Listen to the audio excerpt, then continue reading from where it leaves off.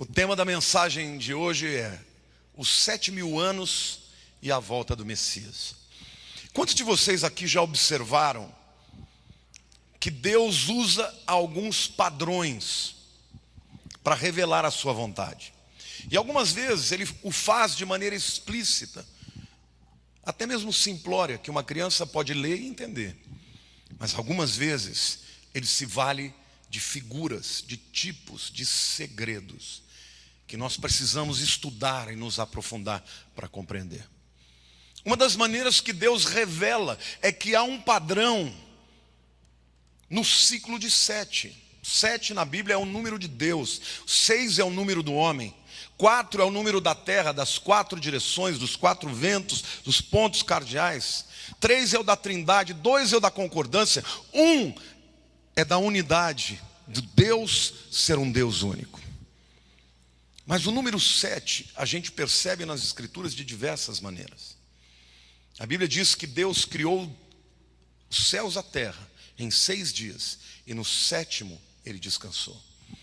A Bíblia diz que aos homens seria-lhes dado o direito de trabalhar a terra 6 anos, e o 7º ano, Shemitah, era o ano do Senhor. A Bíblia nos fala das 7 semanas, 49 anos. O 50º ano é o ano do jubileu, sempre ciclos de 7. E daí por diante, as 7 igrejas do Apocalipse, existem infindáveis exemplos, os 7 candelabros, ou as 7 menorás. A menorá tem 7 braços. O número 7 é um número muito emblemático para Deus. E que muitos teólogos e rabinos entendem é que o tempo de permanência do homem na terra são 6.000 anos, e o 7º milênio é o milênio do Senhor. Para muitos estudiosos, nós estamos chegando ao final dos 6 milênios. E eu quero começar a mostrar para vocês, dentro deste padrão, que Deus, na verdade, Ele está revelando, trazendo um segredo. E o apóstolo Pedro, ele entendeu perfeitamente isso. Ele entendeu que, no que diz respeito à volta de Jesus, um dia é como 1000 anos. Vejam o que diz 2 Pedro, capítulo 3, versos 8 a 10.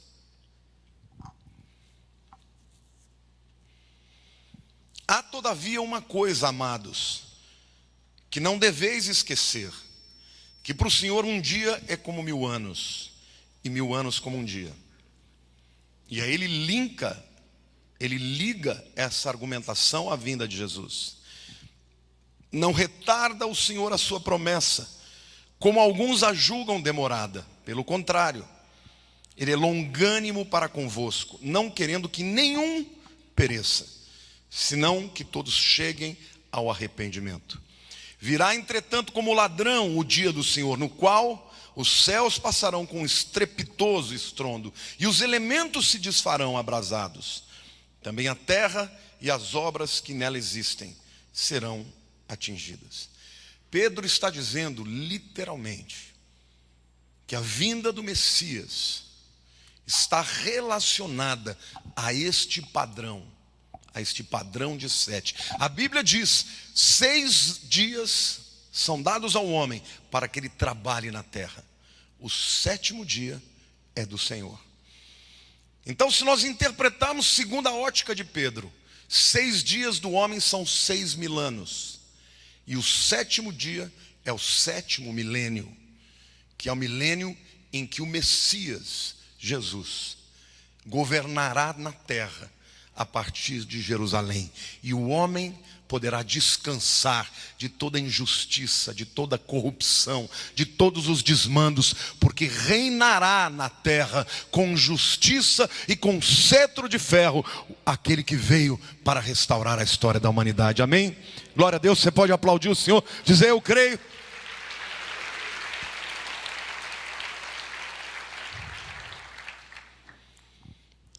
Este ano que nós estamos vivendo é, portanto, dentro desse mesmo ciclo, ano do Shemitah. Este ano que nós estamos vivendo é o 7º Shemitah, portanto, o 40º ano. E dia 23 de setembro entrará o ano do jubileu. Diga para a pessoa do teu lado: Deus vai fazer coisas tremendas, e as promessas dele vão se cumprir na vida da sua igreja. E se nós analisarmos a história do homem, os rabinos e teólogos entendem que cada um dos dias da criação relatados em Gênesis aponta para um período na história dos homens. Um dia eu vou trazer esse estudo para vocês, não vem ao caso aqui, porque senão eu não teria tempo para falar sobre tudo. Mas são 3 eras, na verdade, que nós estamos vivendo. É o número 6 lá, tá? A primeira era, que vai do ano 4000 a.C. até 2000 a.C., é chamada da Era da Desolação. Vai de Adão até Abraão. Nesse período, a humanidade experimentou o dilúvio, a Torre de Babel, o espalhar dos povos para diferentes regiões do mundo. A segunda era vai do ano 2000 a.C. até o ano 1º da era cristã, ou da era comum, como dizem os judeus. Essa segunda era é chamada de a Era da Instrução. Vai de Abraão até Yeshua. Nesta era, os 12 filhos de Jacó se multiplicaram, se tornaram escravos no Egito. Nesta era, Deus levanta o libertador Moisés, que os leva através das 10 pragas. Nesta era, Moisés traz a Torá, a instrução de Deus ao povo no Monte Sinai, até que viesse ao mundo Yeshua, o Messias.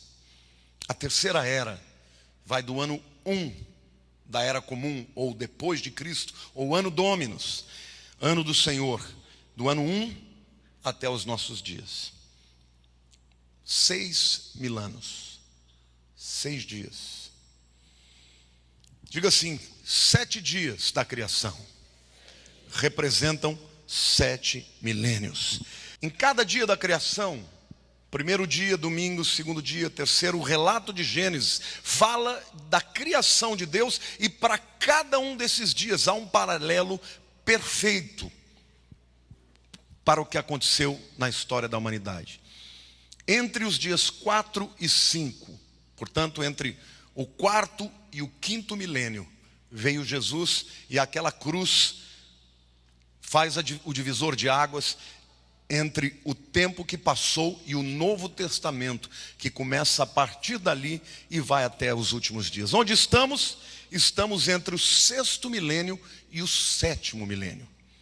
Olhe para a pessoa do teu lado e diga assim: está muito perto de terminar o 6º milênio.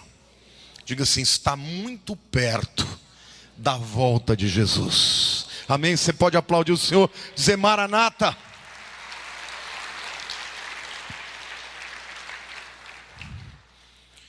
Agora, o que a gente precisa de verdade entender?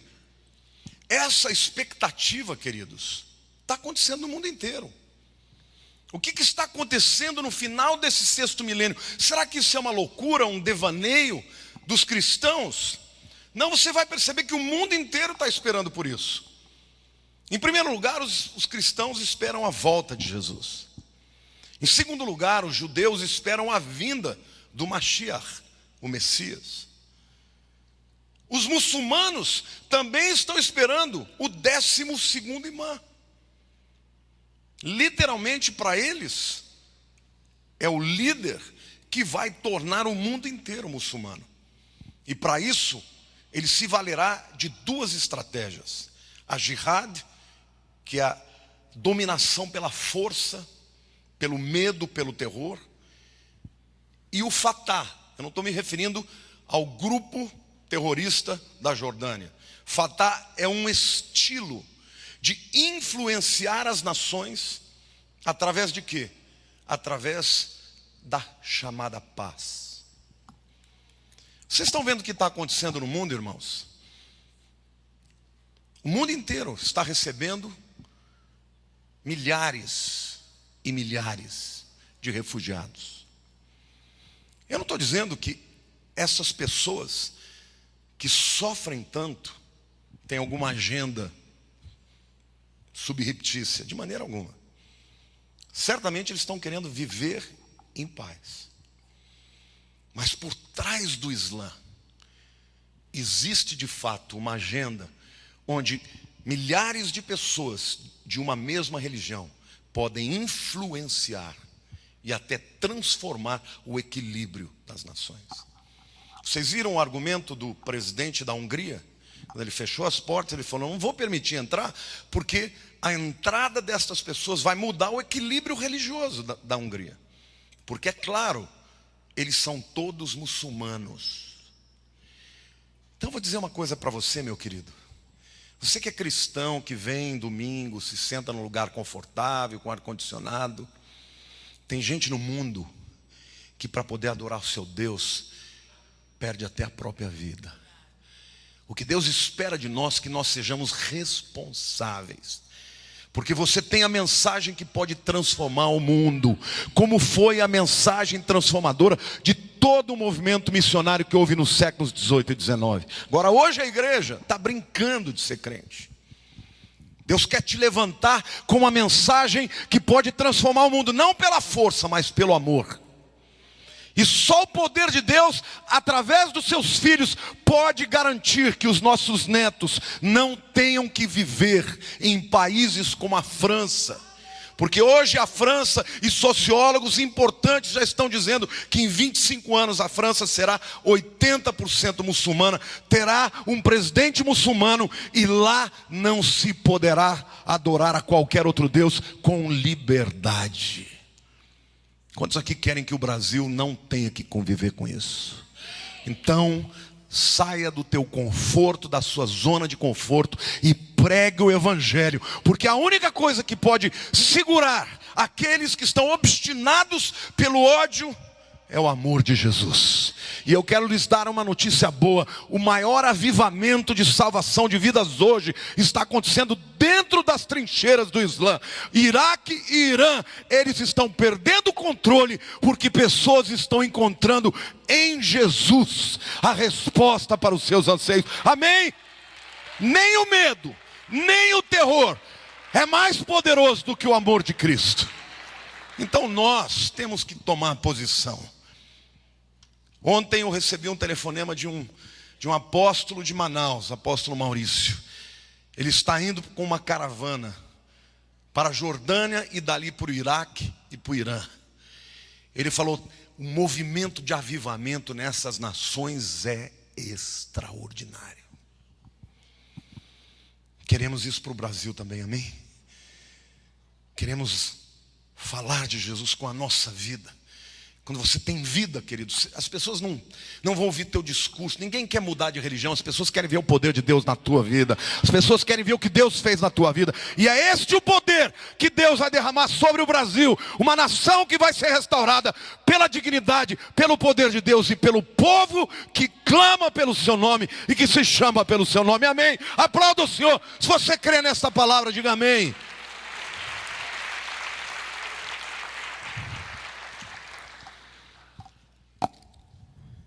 Os muçulmanos esperam a vinda do Mahdi, o 12º imã, que para eles aparecerá entre 2015 e 2016. E eles dizem que 7 anos depois será sucedido por Jesus. No caso deles, Isa.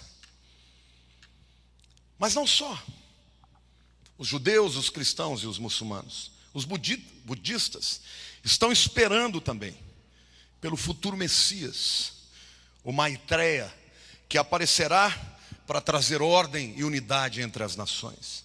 Os hinduístas esperam pelo último avatar, o Mahavatara, que também terminará com essa era de trevas e oferecerá salvação.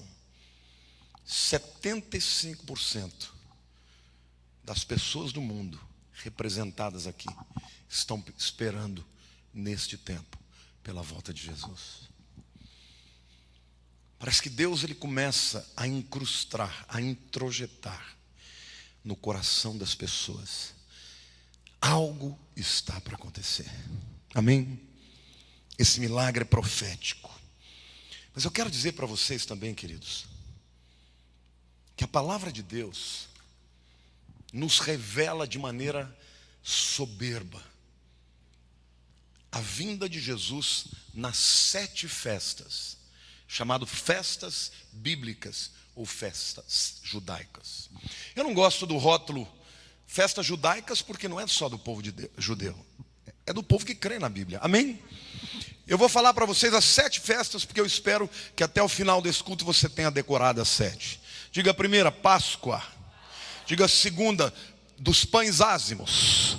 Diga a terceira, primícias. Diga a quarta, Pentecostes.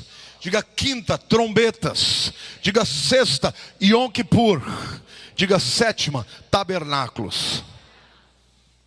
Quando Deus estabelece estas festas, no hebraico há 2 palavras traduzidas no português para festas. Uma delas é Hag. O judeu, quando ele vai falar boas festas, ele fala Hag Sameach. Boas festas. Mas esta palavra aqui não é Hag, é Moedim.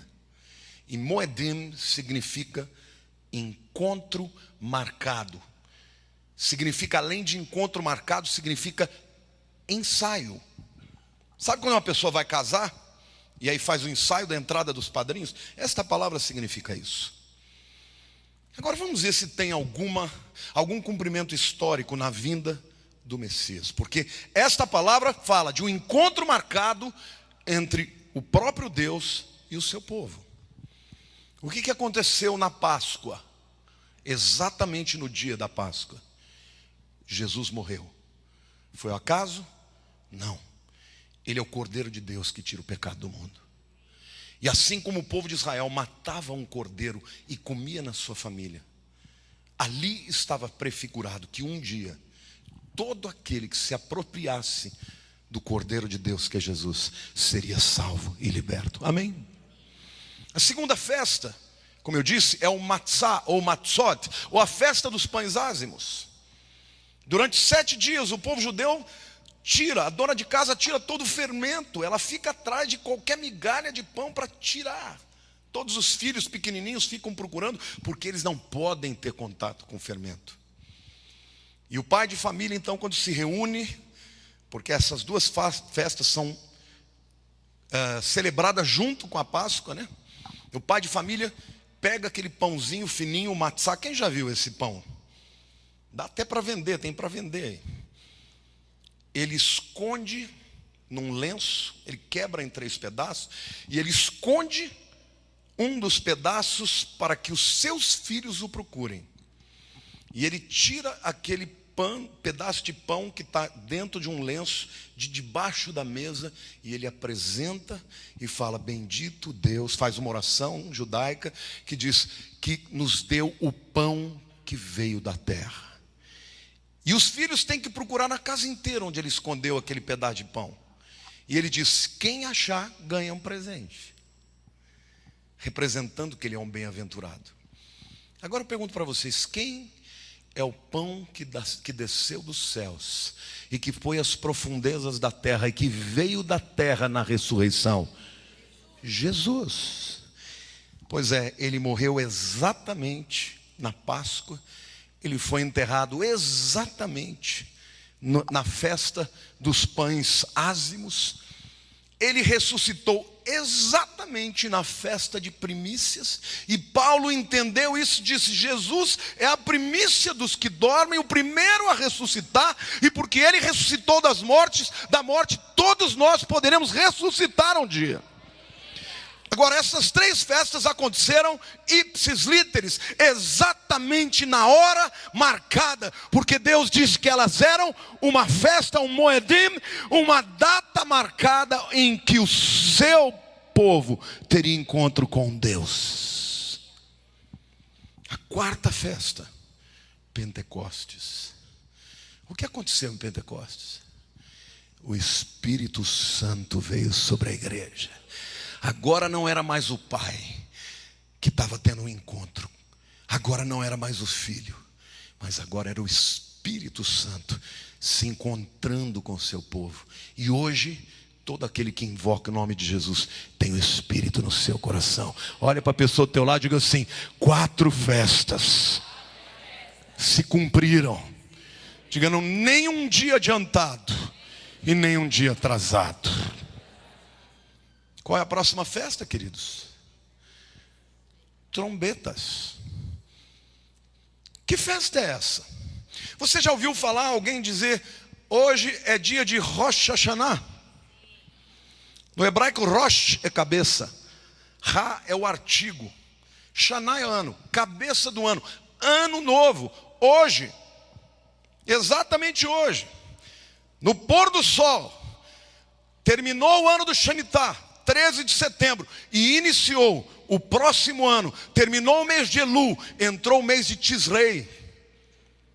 Para o povo judeu, eles já estão celebrando Rosh Hashanah, 2 dias de celebração. As 4 primeiras festas se referiram ao encontro de Jesus com o seu povo. E a quinta? Olha para a pessoa do teu lado, falei, agora? O que essa festa representa, meu irmão? Por favor, vamos ver um vídeo aqui e logo em seguida eu vou entrar com as explicações. Apaguem as luzes. Eu quero mostrar um vídeo para vocês muito bonito.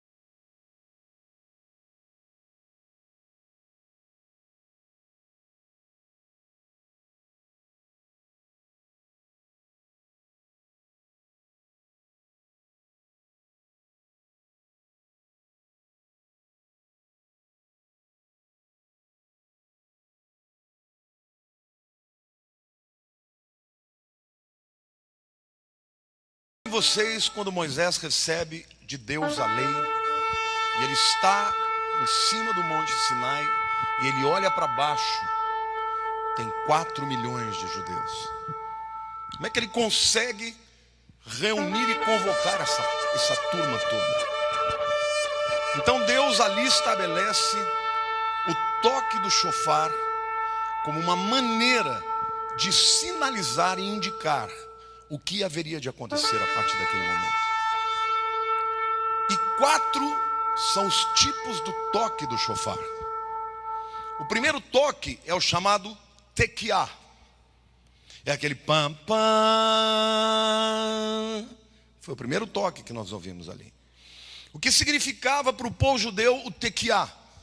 Significava convocação para ouvir a palavra do Senhor, a Torá. O segundo toque era o chamado shevarim. Era um toque mais entrecortado. Pam, pam, pam, pam, pam, pam. Pelo menos 3 destas idas e vindas. O shevarim era o toque para que todo o povo de Israel reunisse os lixos pessoais.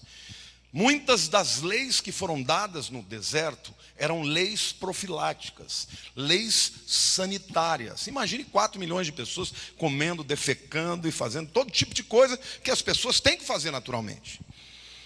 E Deus orientou que o povo reunisse o lixo, cada um o seu pessoal. E ao toque do shevarim, todo mundo trazia diante de uma fogueira e se queimava ali todo o lixo da nação. Era Deus quem dizia. Não se podia sair de um lugar para o outro sem fazer isso.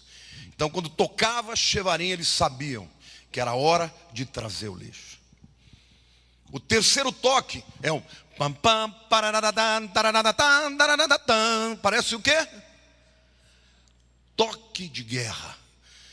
Teruá é o toque para dizer: os inimigos estão aí, venham para a batalha e para a peleja, e venham para a vitória, porque Yahvé está a favor de vocês. E o último toque era chamado de tequiá gdolá.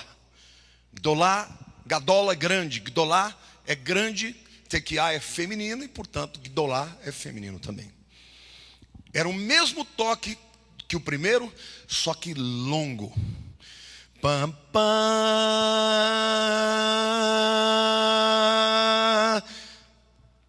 O tocador de chofar tinha que ter pulmão para fazer isso.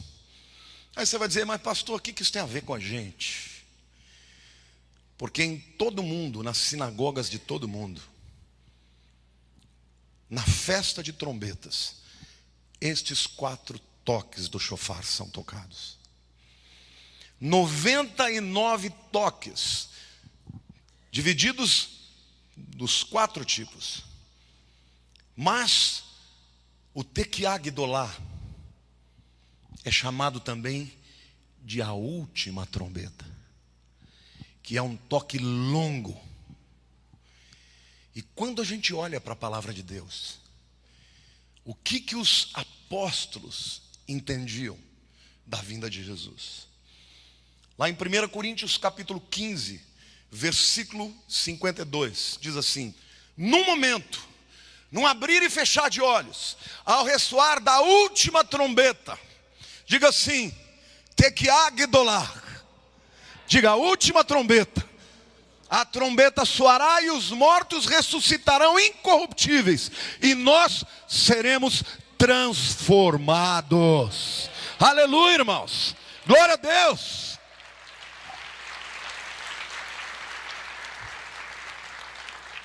Primeira Tessalonicenses 4, 16 e 17.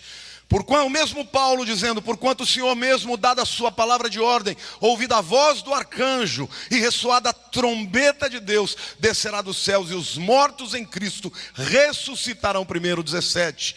Depois nós, os vimos, os que ficamos, seremos arrebatados juntamente com eles entre nuvens para o encontro do Senhor nos ares, e assim estaremos para sempre com o Senhor. Amém. Glória a Deus. Quantos esperam esse dia? Tem gente que diz assim: ninguém pode saber quando. Ninguém sabe o dia e a hora. Isso que Jesus disse. Mas até para você interpretar essa palavra, você precisa conhecer o contexto judaico. Todas as festas de Israel iniciam na lua cheia, na metade do mês. O mês hebreu é um mês regido pela lua. Ciclos de 28 dias. Então, toda festa você sabe quando começa, porque a lua é cheia. Mas a festa de trombetas era única que era iniciada na lua nova. Vocês viram um quadro lá do vídeo que nós passamos? O que é a lua nova? É aquele rabicho que está aparecendo no céu. Então, para que eles não tivessem dúvida, porque quem determinava isso? No deserto, os olheiros ficavam olhando para o céu e quando viu o primeiro rabicho da lua, eles tocavam trombetas, acendiam tochas e as pessoas iam vindo e tocando e passando até que chegava em Jerusalém. E aí então o sacerdote declarava o início da festa de trombetas. Para não ter dúvida, porque um dia podia estar nublado e não ver exatamente, foi estabelecido que a festa tinha 2 dias. E ainda hoje, o Rosh Hashanah é celebrado em 2 dias seguidos. Olha a pessoa do lado e diz assim: você não pode saber nem o dia e nem a hora, porque essa festa tem 2 dias. Mas diga assim: mas eu posso saber a época que Jesus virá. Quando ele virá, diga: festa de trombetas. Quem sabe ainda hoje? Quem sabe amanhã? Quantos desejam, queridos? Amém. Agora, o que isso tem a ver conosco? Vocês se lembram dos 4 tipos? Primeiro toque chamado de tequiá, que é o toque para convocação, para se ouvir a palavra de Deus. O Senhor hoje convoca a igreja para que nós nos juntemos para ouvir a palavra de Deus. Você que veio e está sentado hoje aqui, você ouviu o toque e está aqui cumprindo a vontade de Deus, amém? A segunda trombeta, o segundo tipo de shofar, é o shevarim. É a convocação de Deus para nós ajuntarmos o lixo para que ele seja queimado. Nesses 10 dias, nós vamos estar ajuntando o lixo da nossa vida e apresentar a Deus para que o fogo do Espírito Santo queime das nossas vidas, pecados escondidos, vidas dissimuladas, pessoas frias diante de Deus, vão jogar esse lixo e dizer: Deus, queima na minha vida, para que as cadeias caiam em nome de Jesus, amém? Quanto pode dizer: eu creio, eu quero viver assim para Deus? O terceiro toque, teruá, o toque da batalha.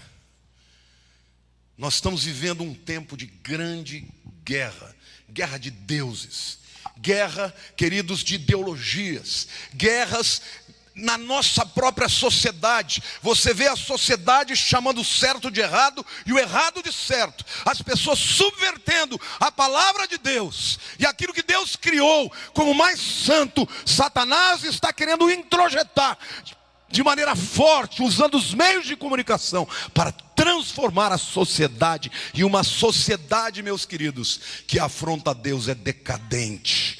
O grande império romano, o império grego caíram por causa dos seus bacanais e de toda a subversão que havia nos princípios morais de Deus. E o Brasil hoje está enfrentando isso. Pessoas que falam e defendem uma família de homem com mulher estão sendo ridicularizadas, como se isso fosse prova de desamor, como se fosse pessoas absolutamente intransigentes que não respeitam o sofrimento dos outros. Cristão tem que ter posição. Talvez chegue um tempo que até falar sobre isso vai dar cadeia. E daí? A Bíblia diz que todo aquele que for perseguido pelo Senhor é bem-aventurado. Amém, queridos? É tempo de guerra espiritual. A nossa guerra não é a luta armada. Nós não vamos para as ruas para pegar arma. Nós vamos para as ruas para falar do nome de Deus, porque nós cremos no poder da cruz para transformar a sociedade. Amém? Então este é o toque para que nós estejamos em guerra espiritual. Lute pela sua família, lute pelos seus filhos, lute para que eles tenham uma vida aos pés de Deus, Lute para que eles possam ir para uma escola e ouvir a palavra de Deus e não tenham que viver debaixo dessa ideologia de gênero que vem para afrontar a Deus. A igreja está muito calada. A igreja tem que botar a boca no trombone. Nós estamos aqui ainda, e enquanto nós estivermos aqui, nós vamos lutar para que a palavra de Deus prevaleça na terra brasileira. Amém ou não?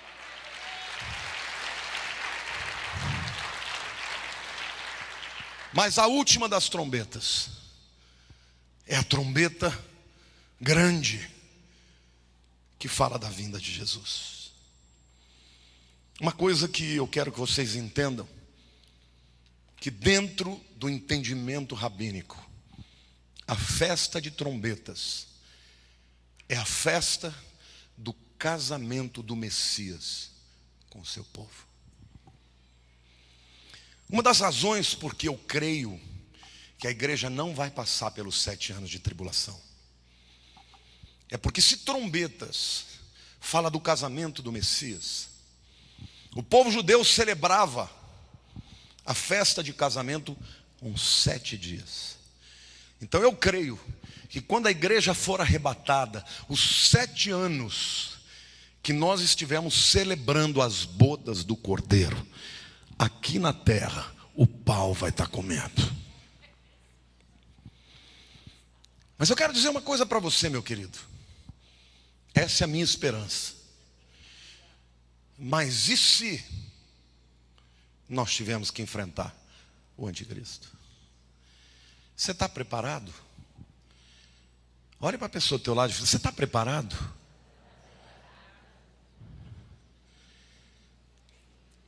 Este período de trombetas até o Yom Kippur, para o povo de Israel, representa um tempo de quebrantamento. A igreja precisa passar por isso. Se quebrantar, cada um olhar para si, não fica pensando: fulano de tal tinha que estar aqui. Não, é você que tinha que estar aqui. E deixa eu dizer uma coisa para você. Eu não estou aqui dizendo que seja possível cumprir a lei de Deus pela carne, muito pelo contrário, porque a Bíblia diz que é a graça de Deus que nos conduz ao arrependimento, amém? Somente a graça de Jesus é que me capacita a entender que eu preciso de mudança, amém? E o que Deus está fazendo, o que o Espírito Santo está fazendo nos nossos dias, é de maneira terna, suave. Não ouça a voz do acusador. O acusador te derruba, diz que você não vale nada, que você não é ninguém. Não, a voz do Espírito Santo é assim: vem para mim de volta, eu te amo. Não coma as comidas dos porcos. É a voz do Espírito que traz o filho pródigo de volta para a casa do Pai. Então eu não estou aqui para acusar ninguém, eu estou aqui para nos colocarmos junto diante de Deus e dizer: Senhor, tem misericórdia das nossas vidas, mas nós queremos viver segundo a tua vontade, amém, queridos? Quando o filho pródigo estava de volta para casa, ele já tinha entendido que a vida longe do pai era miserável. No seu coração, ele tinha a lei que o indivíduo recebe o que merece. Não é isso? Ele voltou pensando assim: eu vou para a casa do meu pai, porque lá os servos dele vivem melhor do que eu estou vivendo aqui. E eu direi para ele: pai, pequei contra o céu e contra ti, já não sou digno de ser chamado teu filho. Deixa-me que eu seja um dos seus servos. O que ele não sabia é que o pai já estava esperando de braços abertos. E o que o pai corre para ele. E naquele tempo correr pertencia aos servos. Um homem importante jamais correria para mostrar as suas pernas e as suas partes. Mas o pai corre para ele, o abraça, o beija e disse: filho, seja bem-vindo. Chama os seus servos e os diferencia dele e diz: tragam a roupa limpa, tragam a sandália, tragam o anel de família que eu vou colocar no dedo. E diz assim: matem o novilho cevado, o novilho mais gordo, porque hoje o meu filho voltou para casa. E assim que Deus faz com o pecador arrependido. Ele não está aqui para acusar você, Ele está aqui para te dizer: você não tem que viver debaixo da canga do inimigo. Eu te amo como meu filho, e eu te perdoo, não importa qual seja o teu pecado. Mas volta para casa. Eu creio, irmãos, a Bíblia diz que a igreja é a noiva de Cristo. E Ele não vem para celebrar as suas bodas com uma noiva rota, suja. Eu creio que antes da vinda de Jesus haverá um grande mover de arrependimento, de adoração, de confissão de pecados. O peso sairá das costas e as pessoas andarão na direção do Senhor com alegria. Amém. Jubileu é tempo de cantar. Quarta-feira que vem vocês se preparem, não essa agora, a outra. Nós vamos celebrar o jubileu e Deus vai derramar da sua glória neste lugar. Amém.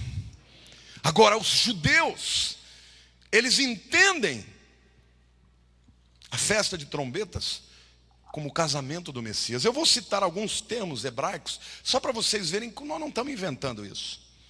Desde o tempo do apóstolo Paulo, isso já era entendido. Primeiro termo, Kiddushin Nesuin, que significa a cerimônia de casamento do Messias. Eles também usam o termo de a tribulação de Jacó. Nós chamamos de a grande tribulação. Logo após o arrebatamento, virá um tempo de angústia.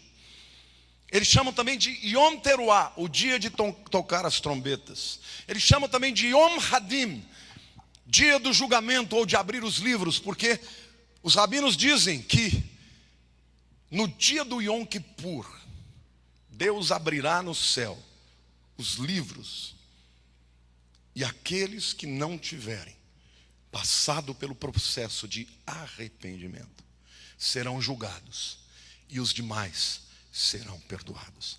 Olhe para a pessoa ao teu lado, diga assim: Jesus já morreu na cruz. O que você precisa é se apropriar do perdão dos seus pecados.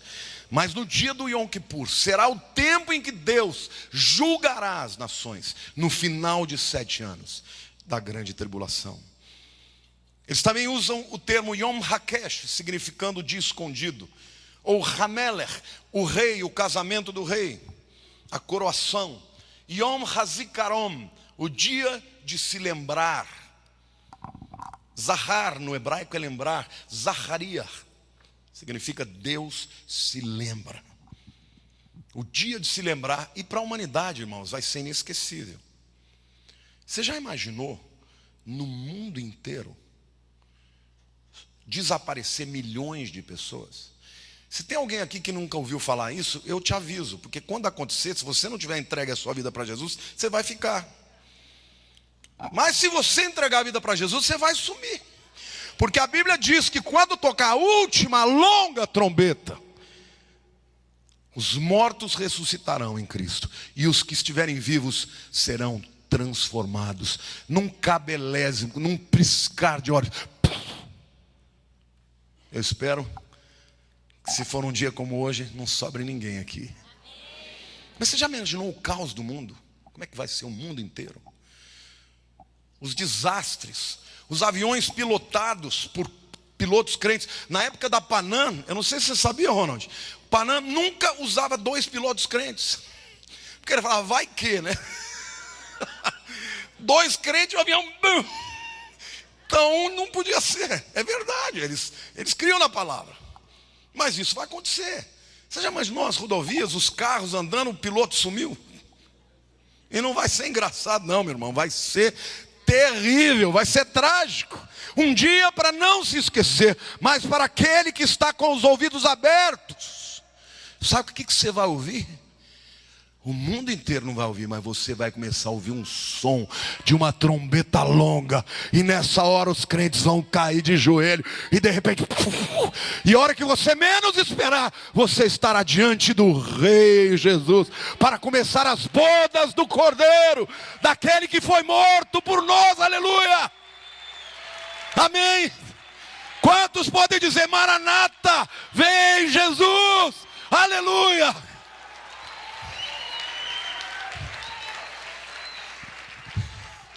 Como uma noiva quer se apresentar para o seu noivo, quer se apresentar linda, com o vestido mais bonito, nós precisamos desejar nos apresentar perante Ele sem mácula. Por isso esse é um tempo, igreja, de nós olharmos para dentro de nós e pedir perdão por toda falta de amor, pelo descaso, e dizer: Senhor, enquanto eu estiver aqui na terra, eu quero me preparar para esse dia. Porque quando tocar a trombeta, meu querido, será o toque da libertação. Porque lá não haverá mais lágrima, não haverá mais choro, não haverá mais dor, não haverá mais guerra, tristeza, culpa. Lá você vai ser inundado pela glória de Deus, e a sua vida vai ser transformada, e eternamente nós estaremos com Ele. Lá será o lugar de reencontros com os nossos queridos que invocaram o nome de Jesus. Lá será o dia dos abraços, lá será o dia do cântico. E João, quando viu isso, viu uma grande multidão cantando um novo cântico ao Cordeiro. Igreja, é tempo de se preparar para ouvir a grande trombeta. Eu quero terminar essa palavra dizendo que este ano, hoje, nós estamos celebrando Yom Teruah, do 7º Shemitah, a 10 dias do jubileu. Eu não sei se Deus ainda está reservando mais alguns anos para que a igreja testemunhe na terra. Tem uma coisa que me faz crer que ainda falta algum tempo. Porque a promessa de Deus sobre a volta de Jesus seria precedida por 2 chuvas de avivamento. A primeira delas, a chuva serôdia. As primeiras chuvas que acontecem em Israel, na época da primavera, que coincide com a Páscoa. E essas chuvas é que vão molhar a terra para a produção dos frutos no Pentecostes. Nas primeiras chuvas, o Espírito Santo desceu sobre a terra, e os discípulos foram se multiplicando. E a despeito do Império Romano, que os perseguiu, que os matou, que os lançou no Coliseu, no Fórum Romano, e muitos foram devorados por feras, o avivamento mudou o pano de fundo e o mapa sociológico da Europa, que se tornou um continente cristão. Mas virá um segundo mover, que é as últimas chuvas, que acontece na época do outono. A chuva que cairá para produzir os últimos frutos. O apóstolo Tiago diz: o trabalhador espera o precioso fruto. E eu não vi no Brasil ainda um avivamento como o dos primeiros dias. Mas virá, meu querido.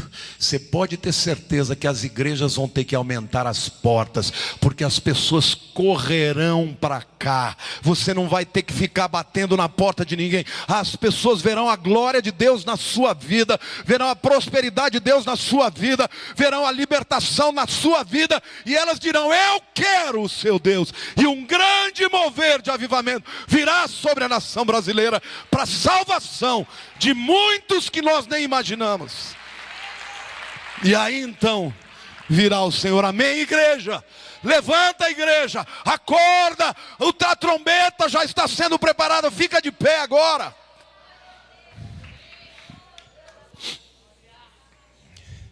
Hoje está iniciando esse período de 10 dias. Quantos aqui querem entregar o seu coração para Deus? Deus quer o seu coração, meu querido. Deus não está interessado no teu dinheiro. Deus quer o teu coração. O que um homem deseja da sua esposa? Eu falo todo dia para a Lília, ela sabe disso. Que ela é a pessoa mais importante na minha vida. E Deus me tornou uma pessoa muito mais doce, eu era muito bravo. Hoje eu sou molenga. Mas se alguém se levantar contra essa menina aqui, vai ter o pior inimigo da terra.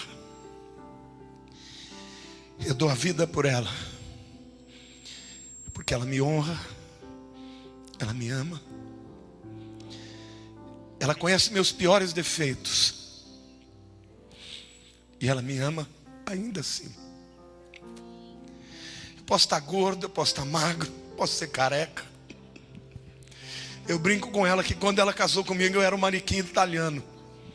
Hoje eu sou um manequim americano.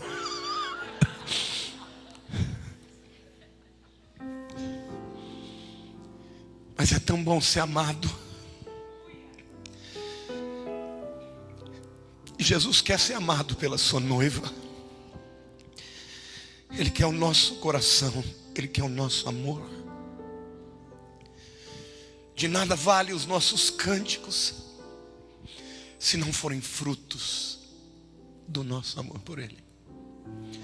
De nada vale a nossa oferta se não for fruto de gratidão.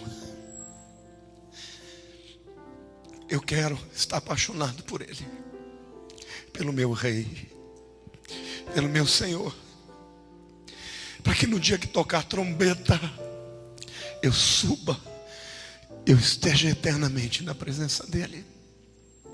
E eu quero te ver lá, meu querido. Quantos querem estar lá nesse dia? Ninguém vai chegar lá porque foi bom, porque foi santo o suficiente. Ninguém vai chegar lá por isso. Você só vai chegar lá porque você aceitou a oferta de amor maior que o mundo já teve, que é Deus enviar o seu único filho, para que todo aquele que nele crê não pereça, mas tenha a vida eterna. Por isso hoje não é tempo da gente discutir ideologia ou debater com quem quer que seja. É tempo de amar. Amar o próximo, amar o inimigo, e deixar que Deus use esse amor, que é o amor de Jesus, na minha e na sua vida, para trazer de volta aquele que está longe.